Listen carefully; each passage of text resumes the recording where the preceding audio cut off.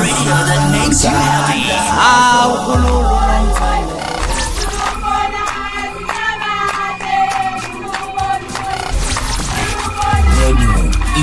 Inkezo.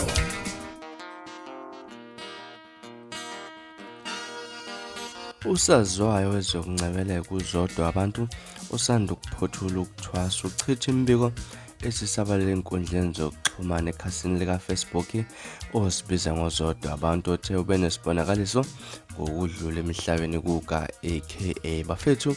Ake nginibelele ngiphinde futhi nginamukele kule channel ehamba phambili inkezo. Mina-ke uveze ngithuthunga wakho mali bathi i-last born yamagumede mhlampe ema ukuthi usemusha la ikhanza phinde ngicela nje ukuthi uyasubscribe, ungakhohlwa ukukhomenta nokulike kanjalo futhi ke nokushare ukukhona okukhulu kunakho konke. Usazwayo wezokungcebeleka uZodwa abantu usanda ukuphothula ukuthwasa uchitha imbiko esisabalele enkundleni zokuxhumana ekhasini lika-Facebook ozibiza ngoZodwa abantu uthe kube khona isibonakaliso ngokufa kuka aka ethintwa abezindaba ngalolu daba uZodwa abantu ukuphikile ukuthi ube nesibonakaliso ngokufa kuka aka odutshulwe ngolesihlanu ebusuku endaweni ebumnandi iwish esemgwaqeni kuFlorida eThekwini. Eqhuba-ke uthe akanalo ikhasi lika-Facebook futhi yena akabhali ngabantu asebashonele ey'nkundleni zokuxhumana uyalihlonipha idlozi lakhe. Uchaza ukuthi akahloli futhi ngokuphelele okwamanje kodwa uyakwazi ukusiza abantu ngokulapha nezinkinga ababhekane nazo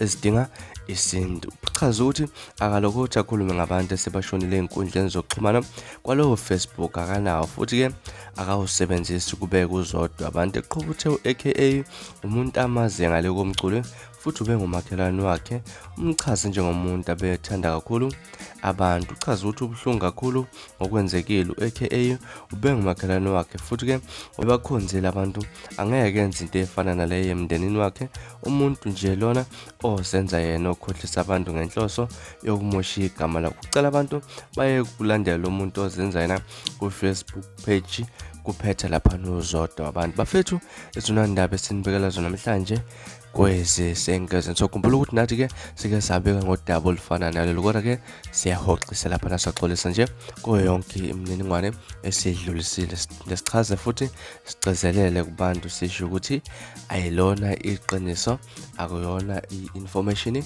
ephuma lapha nakuZodwa wabantu. Socela nje ukuthi nimxolele uZodwa wabantu. Bafethu izazihamba phambili, ungakhohlwa ukusubscribe nokulike kanjalo futhi ke nokushare ukukhona okukhulu kunakho konke. Niphinde futhi nisilandele ku-Facebook @redinkezo. Nisiphathe kahle nibe nosuku olumnandi, ngithanda kakhulu.